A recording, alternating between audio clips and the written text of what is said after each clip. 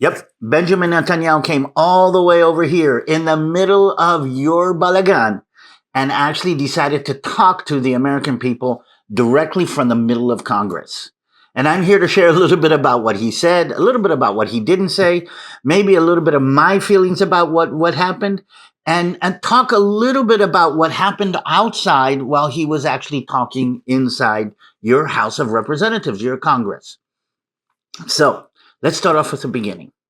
Since the Congress in Washington is where the representatives of the American people sit, both the House of Representatives and the Senate, I want to say as an Israeli that I was deeply, deeply touched by the amount of support, applause, enthusiasm, and respect that Benjamin Netanyahu received.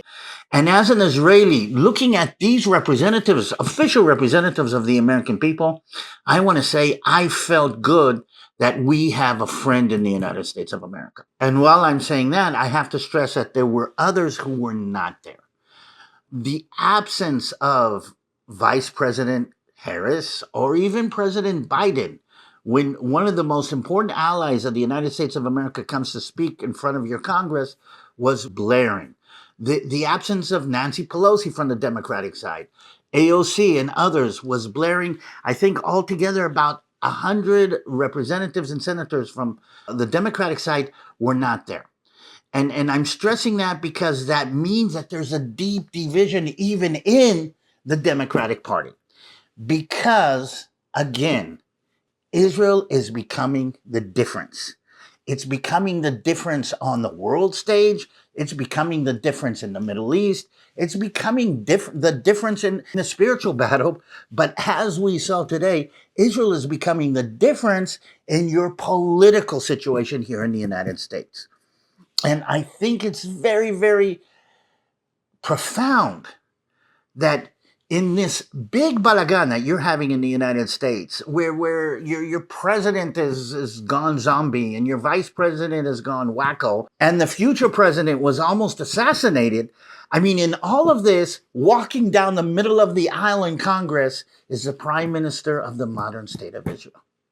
I can't help but say God is playing his role in what's going on today and using Israel to be a part of that. And I need you to have that in your eyes because we're going to see this. And again, while I'm watching what's going on inside Congress, I'm also watching what's going on outside, and there's demonstrations and there's protests. And here's a weird thing. The polarizing elements of this election are going to be two. One of them is going to be the whole abortion issue, because while Benjamin Netanyahu was in Congress talking to the people of the United States, your vice president was off talking about abortions. The vice president and what we think is going to be the Democratic nominee in the future. So the abortion issue is becoming the polarizing issue between the Democrats and the Republican. The other polarizing issue is Israel. And that is what I think is fascinating. And again, Balagan Connection ties things together in a different way.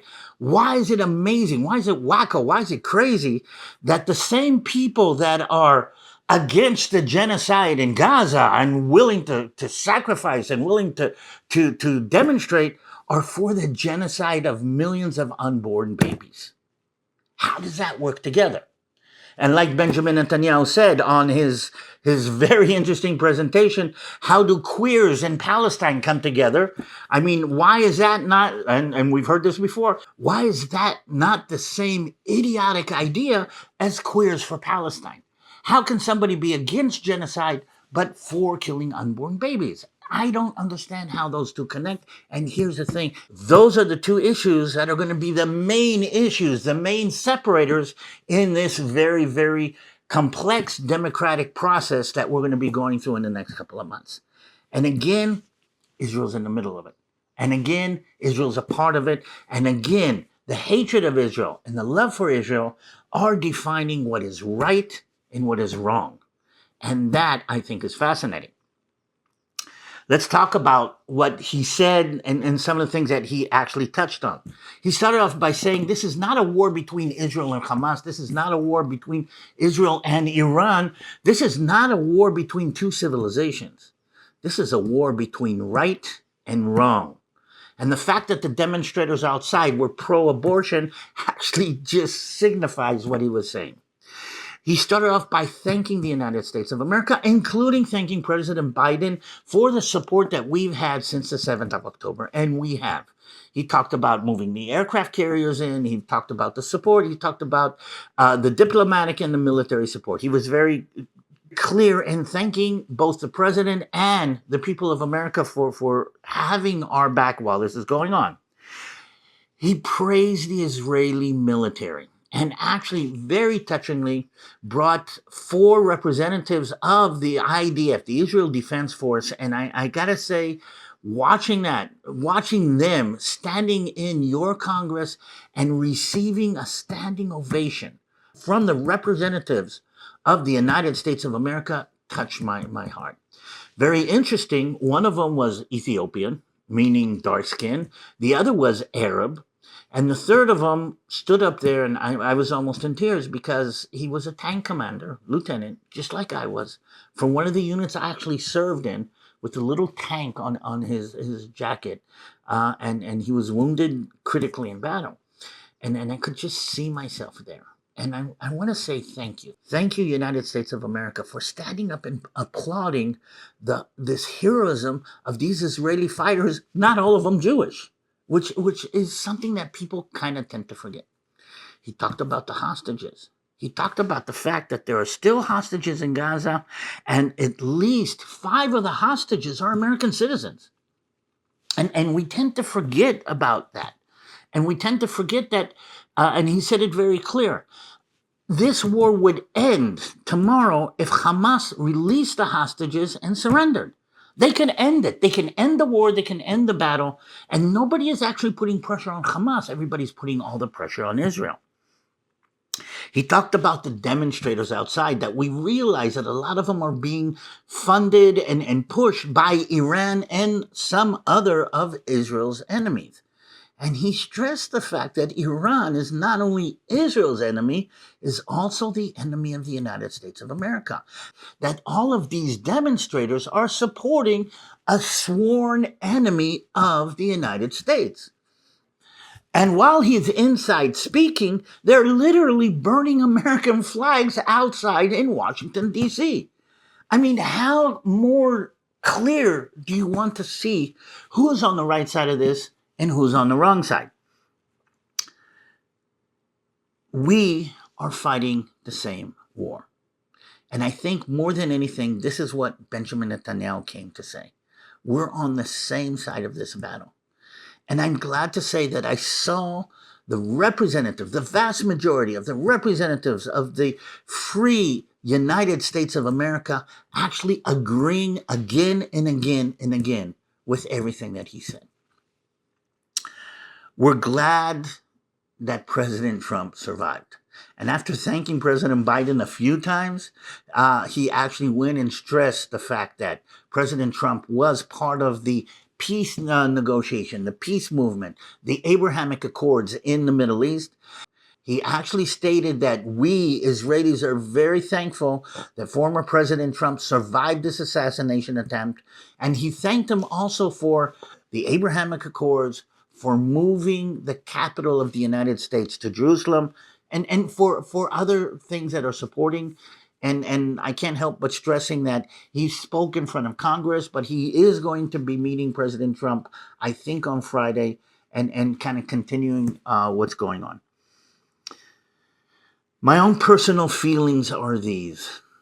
The Prime Minister of Israel came here, was not officially met at the airport, was not really kind of connected to this administration, but stood in front of the representatives of the United States of America, and as my representative here, received huge support. And I think more than anything, I want you to have that in your mind when you think about his address to the Congress and the fact that something like 60% of the American people are still supporting Israel even at this point with what we're talking about. This is very, very critical and very, very important. What he stressed again and again is that we are fighting together in this battle. And I need to tie one more thing in all of this together. It's not by chance that Israel has become the main issue of this election, or one of the main issues of this election. It's not by chance in this situation that Israel is playing such a big role in what's happening in the world. And what I'm trying to say more than anything is that in this future that we're moving into, we need the backing of the United States of America, which means this. You and I both know that President Biden was a supporter of Israel, but half support. You and I both know that Kamala Harris is not a supporter of Israel, especially since her daughter is raising funds for Gaza. Okay, what I do need you to understand that we need President Trump in the White House for the next 4 years. And what I'm trying to say is, if I thought last week that, a Trump administration is almost ensured, I'm not so sure about that now. You need to help make sure that Trump ends up in the White House. That is our role for the next couple of months. I'm going to be pushing this as much as possible. I need you to push this as much as possible because we know which side is right and which side is wrong, which side is good and which side is evil. We know the difference between the godly side and the ungodly side. And you can see it in the streets, you can see it in the media, and you can see it everywhere else. Saying all of that, I don't always agree with Benjamin Netanyahu, but he is a representative of the Jewish state right now and of the Jewish people who are God's chosen people. And watching what happened today in Congress, I feel good that the United States of America, at least most of the people in the United States of America, or most of the representatives, are on the godly side. And I thought that was important to say today. This is David Tal. This is a Balagan Connection, and we made quite a few connections. Think about this. And again, I will remind, if you want to support us and be a part of what we're doing, Gijón Springs, there's a link down here below. And I hope to see you soon.